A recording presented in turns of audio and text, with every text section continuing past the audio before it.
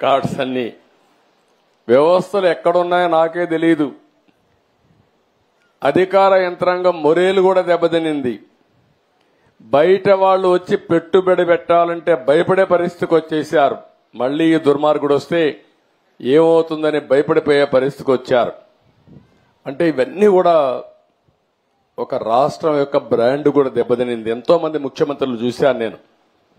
చాలా మంది వచ్చారు, చాలా మంది ఓడిపోయారు, చాలా మంది వెళ్లారు. కానీ ఒక వ్యక్తి ముఖ్యమంత్రిగా పనికి రాడు, అలాంటి వ్యక్తి వచ్చాడని 5 ఏళ్లు నిరూపించిన ఏకైక వ్యక్తి మొన్నటి వరకు నాడు పేరు కూడా నేను చెప్పకూడదు, కానీ అలాంటి వ్యక్తి తను.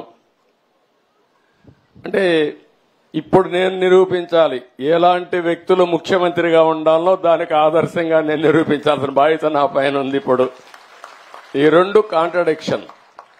మొన్నటి వరకు మీరు చూస్తే పరదాలు కట్టేసేవాళ్ళు, ఎక్కడ పోయినా పరదాలు. ఎక్కడన్నా ఒక మురికి కాలువ ఉంటే మురికి కాలువ కూడా పరదా కట్టేసేవాడు కనపడకుండా. దాస్తే దాగుతుందా?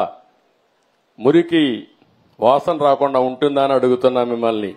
సమస్యలు పరిష్కారం చేయడానికి ప్రభుత్వాలు ఉండాలనే గాని సమస్యల్ని దాచిపెట్టి మనసును చంపుకొని బ్రతకడమో లేకుంటే ఇంకొక విధంగా చేయడం కరెక్ట్ కాదని చెప్పి కూడా నేను మీకు తెలియజేస్తున్నా. నేను రాజకీయాలు మళ్లీ మాట్లాడతాను. ఈ రోజు వచ్చిన పని గురించి ఒకసారి మీ అందరితో నేను మాట్లాడతాను.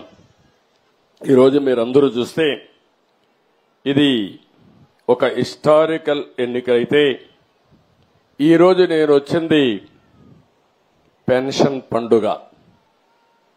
ప్రతి నెల మొదటి తారీఖున మొన్నటి వరకు అన్నారు, మీరు చూశారు, వాలంటీర్లు